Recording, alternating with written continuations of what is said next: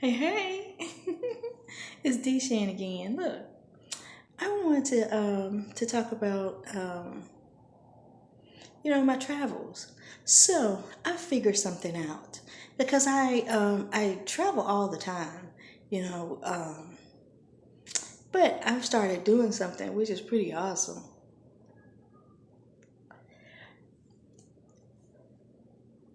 because I was noticing that my travels were leaving me like really, really tired, the next day or whatever. And so, what I started doing is going into places because it seemed like my travels always take me to somewhere so that I know that there's impending danger or or something that is about to happen, and because it's about to happen, I know that's why I'm there. And so, just for instance, I was in this remote part of the world. It kind of reminded me of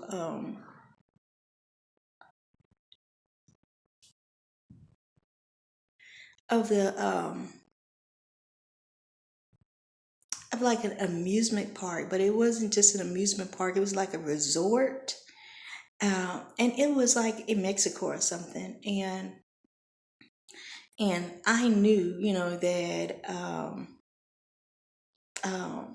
a hurricane was coming. You know what I'm saying? And so I was trying to tell the people, hey, we need to get up to higher ground. We need to go now. We need to go now. And, nobody would listen. So I spent the whole night trying to get people, to go up to the higher ground, telling them, okay, now we need to do this, we need to do that. And nobody, of course, they never ever listen. You know what I'm saying? And and this particular dream is like it lasted like 2 days. You know what I'm saying? It seemed like it was 2 days, but actually, it was like overnight or whatever. And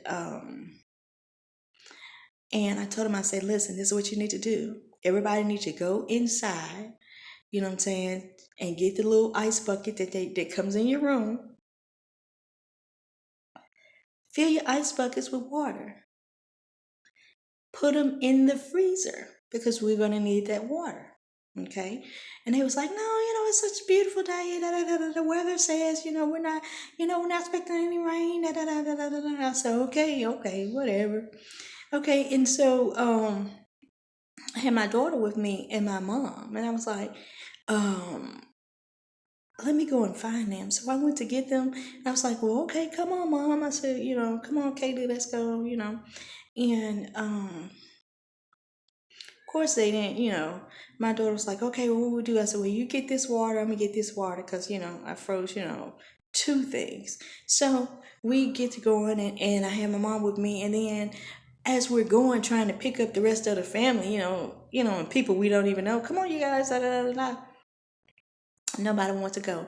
Well, my mom get sidetracked because the grandkids are like, "Hey, we get ready to go up here on this slide. You gonna come watch us? Come watch us, yay!" And I was like, "No," I said, "We need to leave." And then all of a sudden, she gets angry with me and say, "Why do we have to leave? Surely we could just watch them go down go down the slide." And I was like, well, okay, you go watch. I said, like, come on, baby, let's go. So I guess my daughter, we go ahead, what I'm saying? So by the time we make it up to the top of the mountain, we get up there, and it's a the little tour guide person said, well, we can't shuttle, just two people. It has to be, because that's the rule. And I said, well, I'll tell you what. I said, here's some water because clearly you don't have any. And one of the buckets, was just started in the middle, whatever. And I was like, well, hey, take this. And it was really hot. And he was like, okay, cool. I said, but stay up here. Don't go down there. He said, okay, well, you guys, go ahead and take, my little golf cart. And so we took the golf cart. And by the time we started riding up the little road, what I'm saying, to get to the building, you could hear this large cracking sound. And it wasn't the hurricane like I thought. like I had been saying, it was actually a tidal wave. And by the time people started hearing the cracking, it was really too late. You know what I'm saying? And me and my daughter was just standing there looking. You know what I'm saying? And it was crazy because up there in the building was only like 5 or 6 people. And once we started talking, everybody said the same thing. Well, I just, I don't know what happened. I just woke up here, and then I was trying to tell everybody, hey, something is going to happen. And and they didn't listen. And I was like, well, that's why we're here.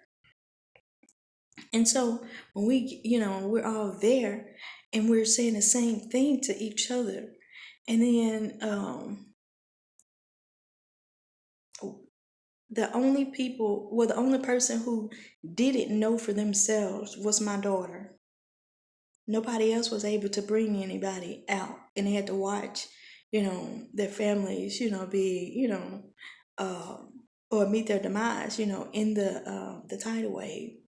And then, some people came in, you know what I'm saying, and flew us out. But it was crazy because they expected just us. You know what I'm saying? They expected just us. So as we were flying away is when I woke up. And then I began to question and wonder, wait a minute, is it really like this? Does it really have to be like this? Do we really have to just sit back and watch, the people meet their demises, or not be, freed or rescued? So then that got me to thinking, okay, so next time I travel, instead of staying there with them and going through the process, I just show up now and I tell them, okay, this is going to happen. I write it down, tell them this is what you need to do. I write down the plan, exactly what needs to be done. And then also I put down a plan for them once the disaster has happened. And I sign it and date it. And then once I sign it and date it, I wake up. You know what I'm saying? And I could hear them still when I wake up. Like, come, you need to stay with us. You need to show us how to do this. No, no, no, no. No, I don't have the energy to give you. Clearly, I'm telling you something, and I'm very confident in it, and that's why I'm writing my name. I'm signing my name, and I'm dating it for you. So when you look at it and say, "Oh, she told us," then this is it. So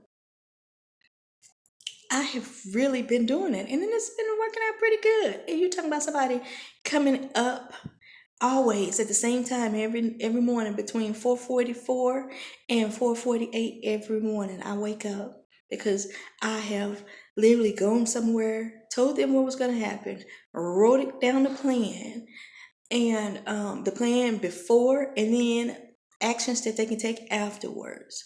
And I have signed and put my name on it and come back. So I think that is just the coolest thing, and I just want to share because I didn't know that it would work that way. So I'm glad that it does. So I was just, want to put that out there just in case, you're a traveler and you want to know, how can I do this? How can I control this? Because clearly I'm not, you know, I'm not hung up on trying to be, well, my hair.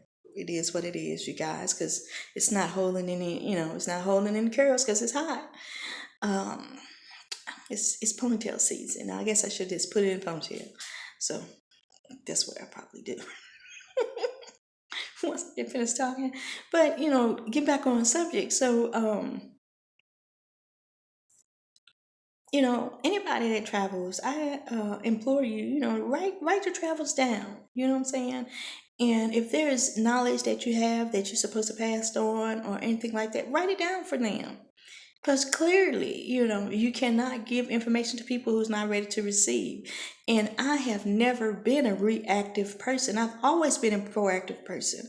And I think that's because of the premonitions that I have and the foresight that I have. And I understand that a lot of people don't have capabilities to forecast stuff. and they don't see harbingers, So if you do, write it down, give it to them, and you'll sleep so much sounder, and you'll come out of that travel so quick. You really will, because you would have served your purpose. This is just Deshan's view. I love to hear yours. Bye.